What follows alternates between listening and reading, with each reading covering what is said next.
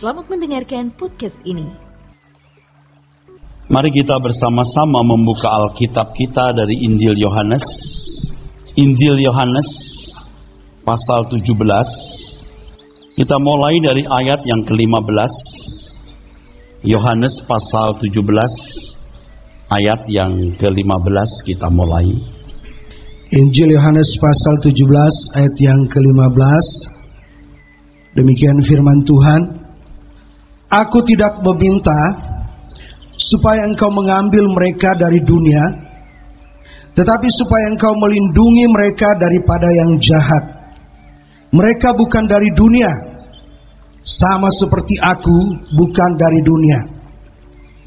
Kuduskanlah mereka dalam kebenaran, firman-Mu adalah kebenaran.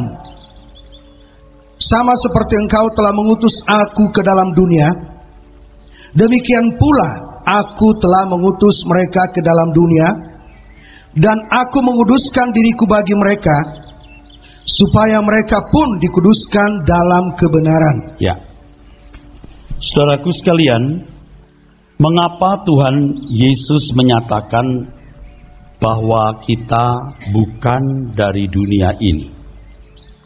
Apa sebenarnya yang dimaksud bahwa kita bukan dari dunia ini? You are not of the world. Kamu bukan dari dunia ini.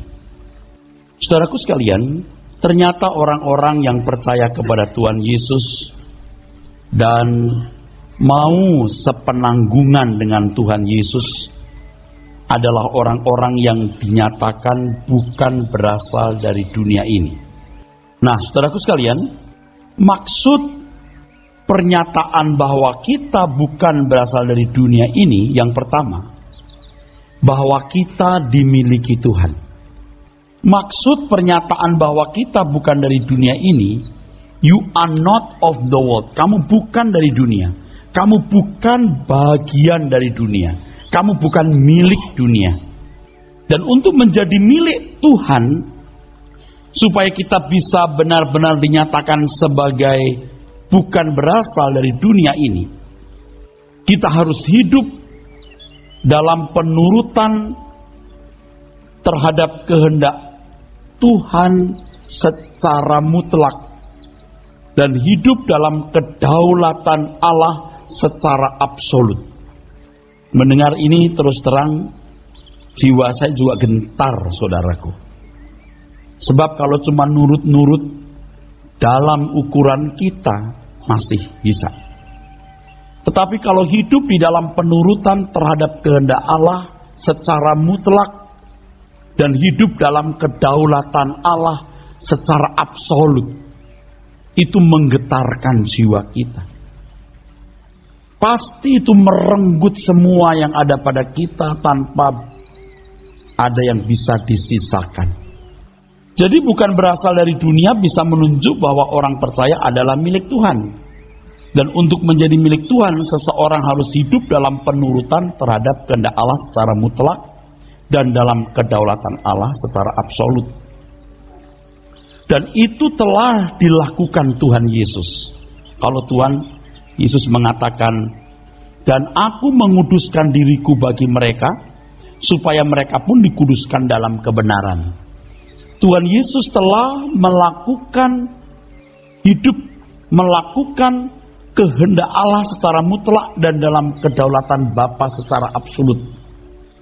Tuhan Yesus telah menyelenggarakan hidup secara demikian itu. Dan dia berhasil, dia sukses. Dia bisa menjadi yang sulung di antara banyak saudara. Kalau Tuhan Yesus gagal, tidak ada orang yang bisa hidup seturut kehendak Allah secara mutlak dan dalam kedaulatan Allah secara absolut.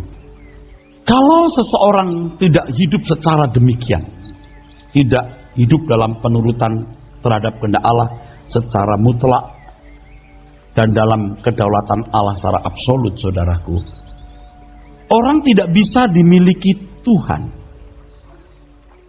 Jadi kalau seseorang tidak hidup secara demikian, maka ia tidak pernah dimiliki Tuhan untuk selamanya. Itu juga berarti ia tidak bisa digolongkan, dibilangkan sebagai berasal dari Allah. Dan mereka yang bukan berasal dari atas akan dibinasakan bersama-sama dengan kuasa kegelapan daulat dalam lautan api. Dan itulah kehinaan kekal. Itulah kehinaan kekal. Jadi tidak sederhana, saudara. Untuk menjadi milik Tuhan itu tidak sederhana, tidak bisa otomatis. Oleh sebab itu, sementara orang percaya masih tinggal di dunia ini, Tuhan Yesus mohon kepada Bapa agar Bapa di surga melindungi orang percaya dari yang jahat. Melindungi dari yang jahat maksudnya agar orang percaya terhindar dari cara hidup yang tidak sesuai dengan kehendak Bapa. Dan doa ini pasti dijawab, pasti dikabulkan, tetapi tidak otomatis terjadi. Sebab ternyata dari 12 murid satu juga memberontak. Ingat, doa itu tidak otomatis digenapi dalam hidup semua orang percaya. Sebab doa itu memang dikabulkan, benar, tapi tidak secara otomatis tergenapi dalam hidup semua orang percaya, atau tidak otomatis tergenapi dalam hidup semua orang Kristen. Sebab orang percaya harus memberi diri hidup dalam perlindungan Bapa tersebut.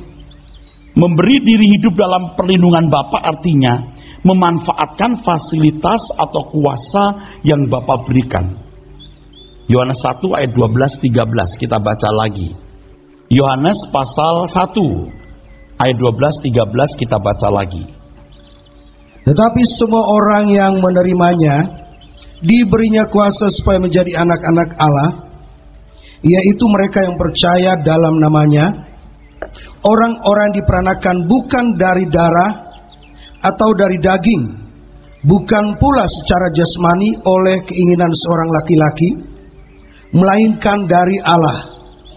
Saudaraku sekalian, inilah anugerah itu, kuasa supaya kamu menjadi anak-anak Allah. Itu anugerah, saudara. Kuasa itu, exousia, ini anugerah. Kita tidak perlu beli, itu disediakan. Tetapi seberapa kita sungguh-sungguh memanfaatkan fasilitas ini, hak ini, penebusan. Penebusan itu anugerah. Tidak ada yang bisa menebus kita dari cengkeraman hukum dosa. Hukum dosa, bukan hukuman dosa, hukum dosa. Manusia telah terjual di bawah kuasa dosa. Roma 7 ayat 14. Jadi manusia tidak bisa lepas dari kehidupan yang tidak mencapai standar Allah. Manusia tidak akan mampu mencapai standar kesucian yang dikehendaki oleh Tuhan. Tetapi penebusan itu membebaskan roh kita, nismat khayim kita, yang memampukan kita untuk mencapai kekudusan standar Tuhan. 2. Injil. Ini kuasa Allah, hikmat Allah. Kuasa Allah yang menyelamatkan, hikmat Allah. Injil ini memuat prinsip-prinsip kebenaran yang akan membuka pikiran seseorang sehingga seseorang bisa cerdas memahami apa yang Tuhan kehendaki, apa yang baik, yang berkenan dan yang sempurna. Tanpa Injil kita tidak akan bisa mengerti kehendak Allah. Ini yang memberikan kita kemampuan, kecerdasan memahami kehendak Allah. Tadi sudah saya katakan, seseorang tidak akan pernah menjadi milik Tuhan kalau tidak hidup dalam penurutan terhadap kehendak Allah secara mutlak dan hidup dalam kedaulatan Allah secara absolut. Saya mengatakan ini juga bukan sebagai orang yang sudah sempurna. Saya mengatakan ini bukan sebagai orang yang sudah lulus. Saya mengatakan ini bukan sebagai orang yang sudah tidak bercacat. Tetapi saya mau belajar. Kita mau belajar bersama. Kita harus bertumbuh, karena pertumbuhan ini betul-betul lewat tahapan-tahapan yang ketat dan disiplin. Tidak bisa instan. Yang ketiga, Roh Kudus. Ini semua anugerah. Yang keempat, penggarapan Tuhan. Allah turut bekerja dalam segala mendatangkan kebaikan bagi orang yang mengasihi Dia. Semua peristiwa Tuhan pakai untuk menyempurnakan kita, mendatangkan kebaikan. Baru-baru ini saya melihat siaran Kristen di layar kaca, di TV. Dikutip itu ayat, Allah turut bekerja dalam segala sesuatu mendatangkan kebaikan. Kalau kebaikannya hanya bebas dari kecelakaan, masih rendah nilainya. Allah turut bekerja dalam segala sesuatu mendatangkan kebaikan bagi orang yang mengasihi Dia. Itu penggarapan Tuhan yang membuat kita bisa serupa dengan Kristus. Pasti cerdas sekali Bapa di surga mengatur segala sesuatu tersebut. Nah, Tuhan Yesus adalah pribadi yang hidup dalam penurutan terhadap kehendak Bapa secara mutlak dan hidup dalam kedaulatan Bapa secara absolut. Nah, semua proses ini, ya, proses untuk memanfaatkan fasilitas yang Bapa sediakan untuk bisa dimiliki oleh Tuhan, ya. Semua proses ini, saudara sekalian, kalau terselenggara, maka hal itu akan menunjukkan, akan membuktikan bahwa Allah adalah satu-satunya pribadi yang layak menerima segala hormat, bukan oknum lain. Nah, di sini saudaraku, kita baru mengerti apa yang dimaksud dengan baik kamu makan atau minum atau melakukan segala sesuatu, lakukan semuanya untuk kemuliaan Tuhan, untuk kemuliaan Tuhan. Semua yang kita lakukan seturut dengan kehendak Bapa, sesuai dengan kehendak Bapa, dalam penurutan terhadap kehendak Allah secara mutlak dan dalam kedaulatan Allah secara absolut. Di situ kita menyatakan, kita membuktikan bahwa Tuhan semesta alam adalah satu-satunya pribadi yang layak menerima segala hormat, bukan oknum lain. Inilah cara hidup berada di pihak Tuhan. Inilah cara hidup. Inilah cara hidup berada di pihak Tuhan. Dan orang-orang percaya seperti ini akan dilayakkan berada di tempat di mana Tuhan Yesus berada. Tidak akan turut dibinasakan bersama dengan dunia ini. Saudaraku sekalian, ini artinya penting sekali. Dan hari-hari ini saya terus mengulang-ulang hal ini. Terus mengulang-ulang hal ini. Tuhan Yesus berkata, seperti aku menang, kamu juga menang. Artinya seperti Tuhan Yesus hidup dalam penurutan terhadap kehendak Bapa. Dan dalam kedaulatannya secara absolut, kita juga belajar dalam segala hal hidup dengan cara demikian. Itulah saudaraku sekalian sebenarnya visi yang diberikan Bapa kepada Adam, manusia pertama. Memang ditaruh di sana itu untuk berjuang mewujudkan kehendak Bapa di surga seperti di bumi. Kehendak Bapa di bumi maksud saya digenapi seperti di surga. Supaya semua kehendak Allah yang mutlak dilakukan oleh semua penduduk surga, dilakukan oleh penduduk bumi. Dan Adam pertama yang mestinya mau membuktikan itu, saudara. Dengan demikian orang baru bisa dikatakan di pihak Tuhan. Nah, sekarang kita periksa hidup kita masing-masing. Sebab selama ini kita sibuk bagaimana kita memanfaatkan Tuhan. Bagaimana kita menjalani hidup kita ini, saudaraku, sesuai dengan cara hidup manusia di sekitar kita. Padahal kita itu punya panggilan luar biasa. Kalau kita mau diungsikan Tuhan, harus menunjukkan gejala-gejala yang kita memang mau diungsikan. Ingat, ini manusia pertama yang diciptakan Tuhan. Soal makan dan minum tidak dipersoalkan, karena Allah menyediakan. Yang dipersoalkan bagaimana ia menghadapi kuasa gelap. Bagaimana ia menghadapi iblis yang memang ditanam di taman itu. Ada di taman itu. Jadi Adam itu sebenarnya untuk berjuang, dia harus hidup dalam penurutan terhadap kehendak Bapa dan dalam kedaulatannya secara mutlak. Tapi gagal. Kalau Adam berhasil datanglah kerajaanmu, maksud saya doa Bapa kami digenapi. Bapa kami yang di surga, dipermuliakan Engkau yang layak menerima segala kemuliaan dan hormat. Jadilah kehendak-Mu di bumi seperti di surga. Jadi surga. Saya mau ucapkan satu kalimat penting ya saudara. Bumi tidak akan pernah menjadi Firdaus yang ideal. Bumi tidak akan pernah jadi surga sebelum iblis dienyahkan. Nggak akan pernah jadi Firdaus yang ideal. Tidak pernah jadi surga sebelum iblis dienyahkan.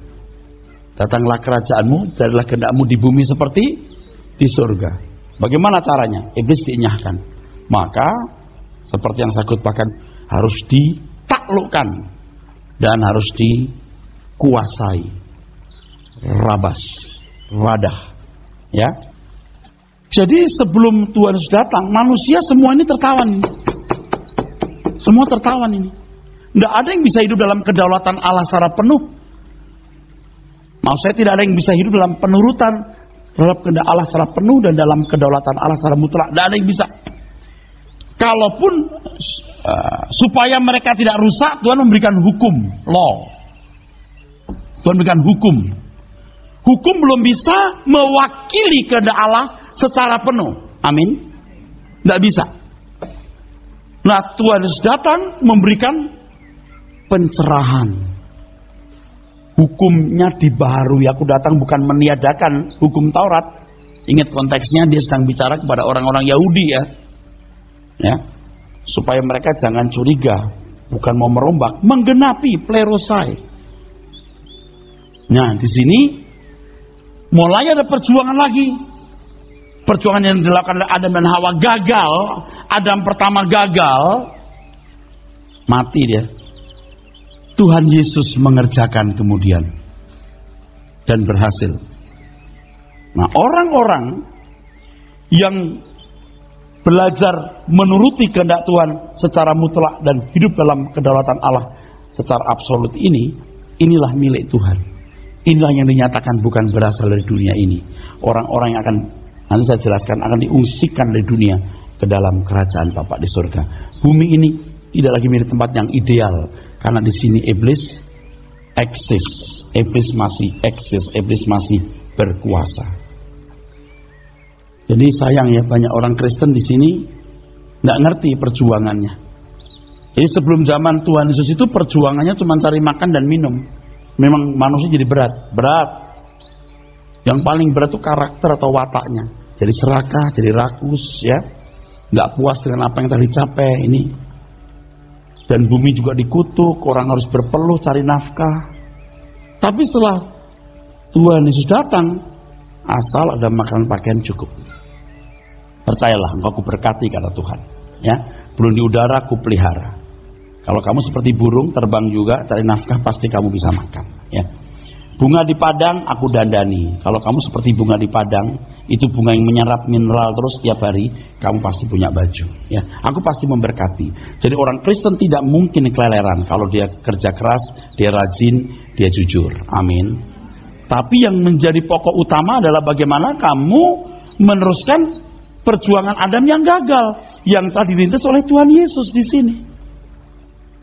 Yang telah dirintis oleh Tuhan Yesus. Hidup dalam penurutan terhadap kehendak Allah secara mutlak dan hidup dalam kedaulatan Allah secara absolut. Kalah iblis. Hanya itu cara untuk menaklukkan iblis. Cara itu untuk menaklukkan iblis, saudaraku. Jangan disesatkan dengan cara lain. Nah, ini kita sudah sering salah sih. Jadi kalau kita sudah ngusir setan dalam nama Yesus, setan kabur, kita udah rasa menang. Saya sudah sering ngomong, setan yang ada di pohon geringin, pohon asem yang masuk ke orang-orang, itu setan gelandangan itu. Setan kelas jenderal itu masuk di pikiran kita. Bagaimana mengkreat suasana dunia seperti materialistis misalnya, lalu masuk di pikiran kita. Wah, itu melekat itu. Itu melekat.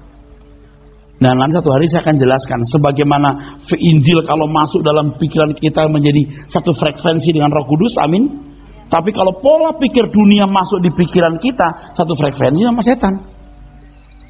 Makanya Tuhan berkata begini, "Enya iblis, engkau suatu batu sandungan bagiku, sebab engkau memikirkan apa yang dipikirkan manusia. Betul?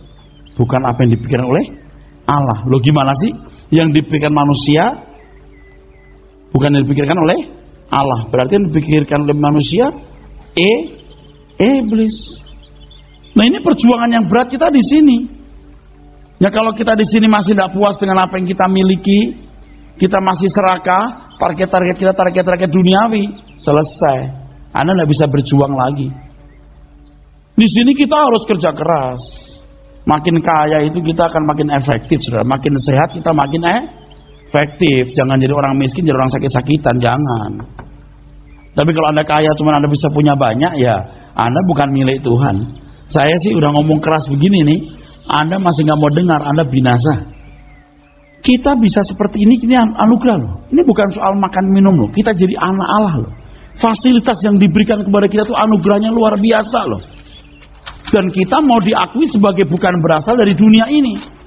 Kalau kita mau. Tapi kalau tidak mau, ya tidak bisa. Kalau Tuhan Yesus menyatakan bahwa kita bukan berasal dari dunia ini, seperti dia juga bukan berasal dari dunia ini menunjukkan bahwa orang percaya bukan bagian dari dunia ini. Dunia akan dihancurkan sesuai dengan apa yang dikatakan Petrus dalam suratnya, bahwa langit akan lenyap dengan gemuruh yang dahsyat, dan unsur-unsur dunia akan hangus dalam nyala api, dan bumi dan segala yang ada di atasnya akan hilang lenyap. Pada hari itu langit akan binasa dalam api, dan unsur-unsur dunia akan hancur karena nyalanya. Nah, orang percaya akan diungsikan Tuhan ke rumah Bapa. Firman Tuhan menyatakan bahwa kita yang hidup masih tinggal akan diangkat bersama-sama dengan Dia dalam kemuliaan. Demikianlah kita akan bersama-sama selama-lamanya dengan Tuhan. Nah, itu harus jadi kerinduan kita. Jangan kita anggap itu tidak berharga. Jangan kita anggap itu sepele. Kadang-kadang cuma soal ganti handphone saja kita tidak ke gereja. Cuma soal sinetron kita tidak baca Alkitab. Saudara, rentan. Jangan. Kita adalah orang-orang yang akan dibawa keluar dari dunia ini ke kota yang memiliki dasar yang direncanakan dan dibangun oleh Allah sendiri. Itulah kota yang dirindukan oleh Abraham, yang karenanya ia meninggalkan Ur Kasdim dan tidak pernah berniat kembali ke negerinya. Walaupun akhirnya Abraham mati dan tidak pernah menemukan negeri itu, ia hanya melihat dari jauh dan melambai-lambai tangannya yang menunjukkan kerinduannya yang sangat untuk sampai ke negeri itu. Kalau Abraham, umat perjanjian lama, sudah menghayati betapa tidak berartinya, tidak bernilainya hidup di Ur Kasdim, sehingga dia rela masuk padang gurun, mengapa kita tidak mencontoh Bapak orang percaya ini? Anda masih bersama saya? Abraham itu nekat meninggalkan Ur Kasdim itu yakin bahwa negeri yang akan ditunjukkan Tuhan itu lebih baik dari Ur Kasdim. Padahal kalau kita membaca sejarah arkeologi lembah Sumeria di mana Abraham berdomisili, itu negeri yang termakmur, termaju pada zamannya. Itu di Timur Tengah kuno, itu paling maju. Makanya hari ini kalau membaca sejarah dari perspektif dunia, perspektif sekuler, perspektif umum, orang-orang Yahudi itu nenek moyangnya bangsa nomaden, bangsa pengembara. Padahal bukan. Nah, kalau Abraham saja sudah punya satu kualitas seperti itu, kenapa kita tidak belajar dari Bapak orang percaya ini? Malah sekarang ini kita lihat, wah jadi rusak. Orang-orang Kristen diajak mengklaim berkat Tuhan ke gereja untuk bersukacita, celebration, merayakan kuasa Tuhan, kebaikan Tuhan, supaya Tuhan berkati. Itu penyimpangan-penyimpangan yang sangat cerdas dan licin, saudaraku. Kamu bukan dari dunia ini, artinya bahwa kamu milikku. Kalau kau milikku, kau di pihakku. Untuk di pihakku, kamu harus hidup dalam penurutan terhadap kehendakku secara mutlak dan kedaulatanku secara absolut. Buktikan itu. Seperti putraku Yesus Kristus Kira-kira begitu. Bapak di surga kira-kira bicara begitu. Menang, kamu juga harus berbuat begitu. Maka Tuhan Yesus berdoa, Bapa, aku tidak minta mereka engkau angkat. Kenapa? Sebab mereka harus dilatih, dididik, dan membuktikan bahwa engkaulah satu-satunya Allah yang benar. Itu di Yohanes 17 ayat 1 dan 23 disebutkan itu nanti, kalau mau baca.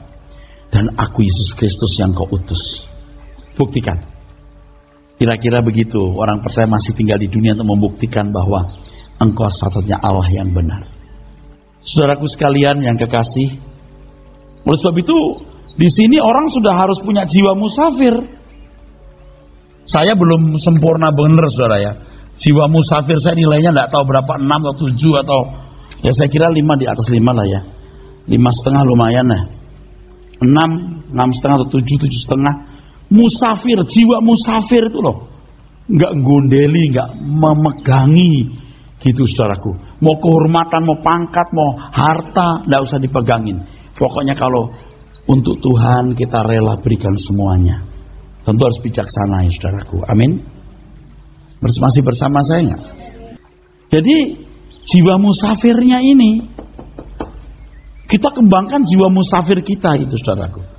Biar engkau pakai barang-barang dunia, seolah-olah engkau tidak menggunakan barang dunia. Betul? Kalaupun kau punya barang-barang dunia, seolah-olah kamu tidak memilikinya. Betul? Itu Rasul Paulus ngomong loh, bukan saya loh. Malah sekarang yang belum punya barang itu pengen punya barang itu, coba. Punya boleh, enggak punya pun enggak apa-apa. Asal hidup ini bisa bergulir. Dan kita belajar untuk hidup dalam penurutan terhadap kehendak Allah secara mutlak dan hidup dalam kedaulatan Allah secara absolut. Itu sudah capek minta ampun, saudaraku. Udah capek minta ampun. Tapi kalau mau dimiliki Tuhan ya begitu. Harus berjuang. Gak gampang. Dan kalau saudara melihat diri saudara sendiri sekarang kualitasnya seberapa? Kalau kita ke gereja cuma mau merengek-rengek minta berkat Tuhan, ya anak kecil sudah. Seperti anak-anak itu loh yang ngeresek orang tua, repot, resek sendiri. Nah kalau anak udah umur 25, 30, 40 tahun udah gak resek lagi. Dia berdiri di samping orang tua untuk membela orang tua. Nah masalahnya banyak orang-orang Kristen yang disekoi ajaran yang membuat mereka jadi bonsai. Kerdil terus saudaraku, kerdil terus. Lagu-lagunya pun juga melo-melo. Allah mengerti, Allah peduli. Saya tidak katakan salah, lagu itu sangat bagus dan cocok untuk orang Kristen yang masih kanak-kanak. Atau orang Kristen yang ya remaja lah gitu. Kristen remaja. Itu lagu bagus, bener-bener bagus. Kalaupun kita nyanyikan, konteksnya bukan karena masalah aku sedang dipukul suamiku sedang kabur, istriku sedang pulang ke rumah orang tua nggak mau diajak kumpul, ekonomiku lagi berantakan, aku dihina orang, aku diperlakukan tidak adil oleh atasanku. Allah mengerti. Dan bilang Pak Elas nggak setuju lagi itu, setuju. Tapi konteksnya di situ apa gara-gara kita punya masalah ya? Kasihan saya nggak punya duit. Aduh kasihan orang sudah punya mobil, aku masih nunggu bus. Allah mengerti. Orang gaji udah 10 juta, 15, 20 juta. Saya cuma 2,5 juta. Orang bisa naik mobil, kita naik taksi aja nggak bisa. Orang bisa makan di restoran berbintang, bisa makan Padang. Kita ke restoran Padang aja nggak berani. Kalau beli makanan restoran Padang titip temen cuman minta sayur nangka aja. Klaim janji Tuhan saudara. Tahun depan tidak ada jemaat di sini yang naik motor, semua naik mobil.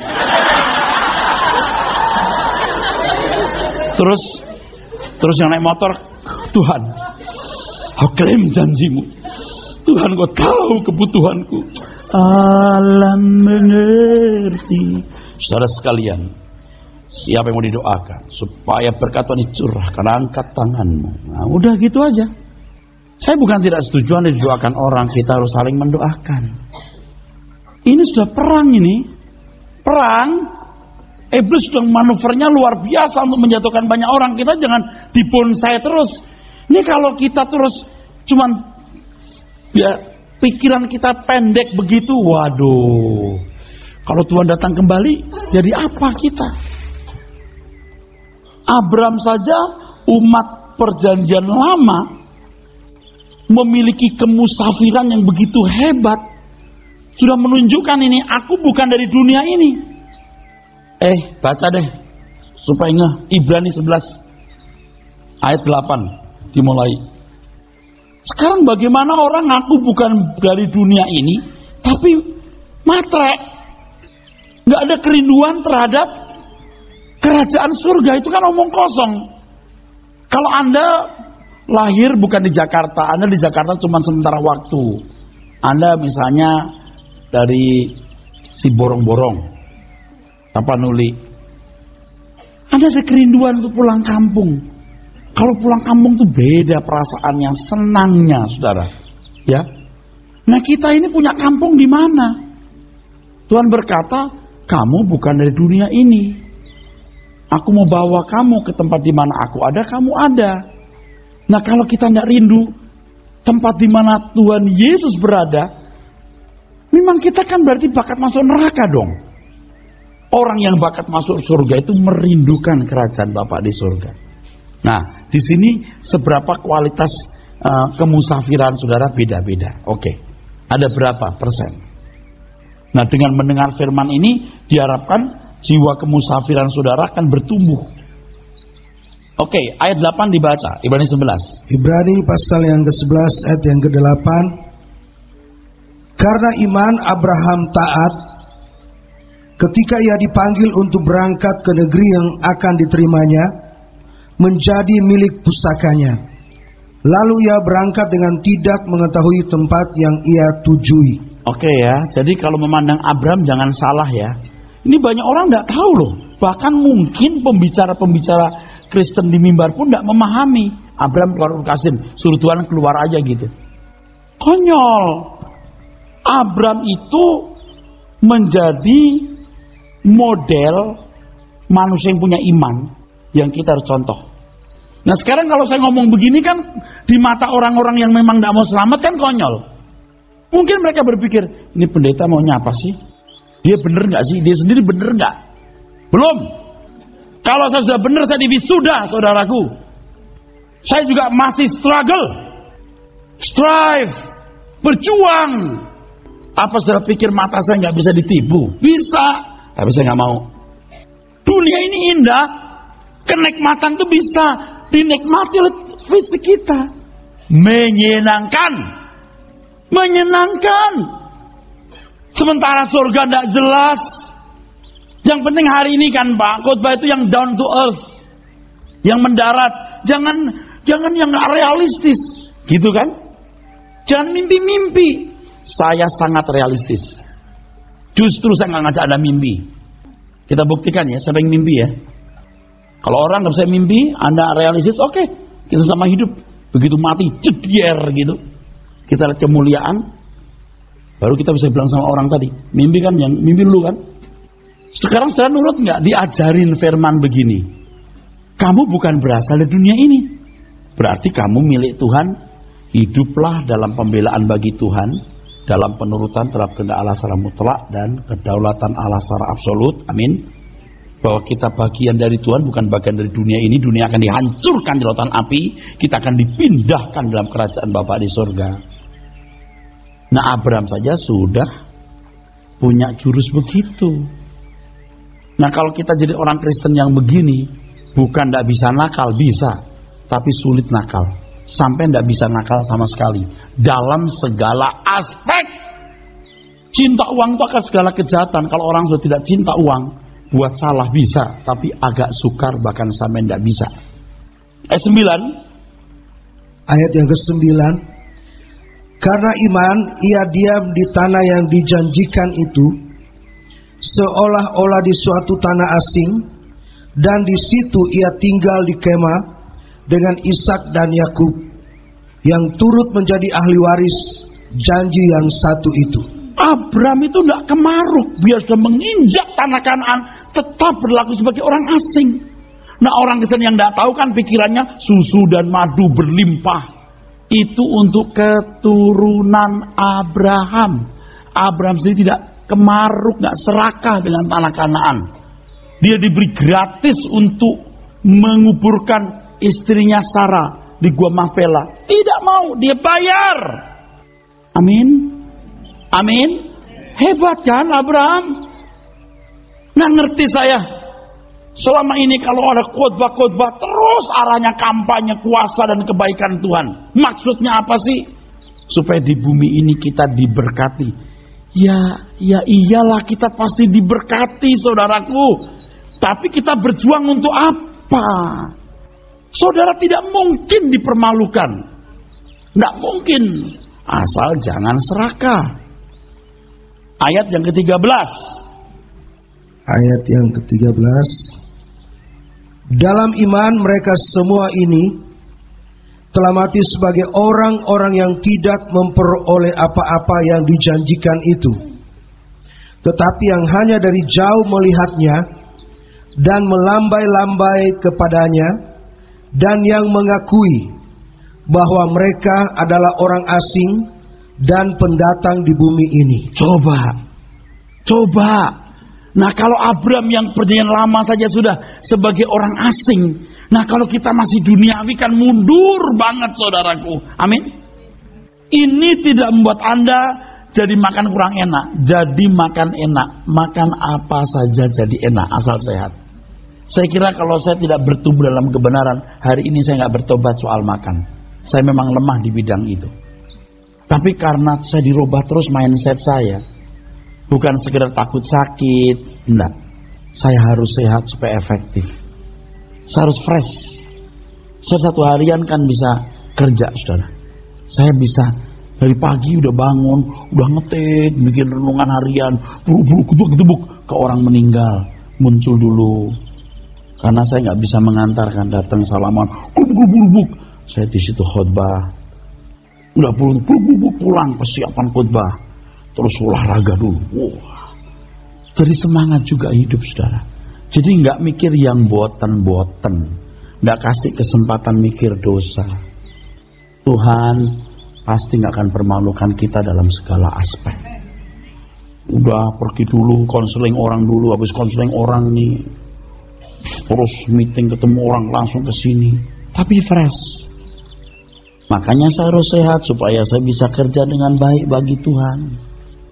Nah saudara ya, jangan sampai ya mikirin Tuhan kagak, mikirin mobil, ini pula makan sembarangan, tidur juga sembarangan, nonton film berjam-jam, jalan-jalan berjam-jam. Ya saudaraku, mau apa hidup cara begitu? Kalau kerja, ya kerja keras boleh. Oleh sebab itu kalau mau menjadi seorang yang berasal dari atas, harus meninggalkan percintaan dunia ini. Ingat, tidak berkewajiban memiliki segala sarana yang orang lain punya. Tidak berkewajiban. Tidak harus, bahkan tidak perlu. Kalau itu tidak kita butuhkan.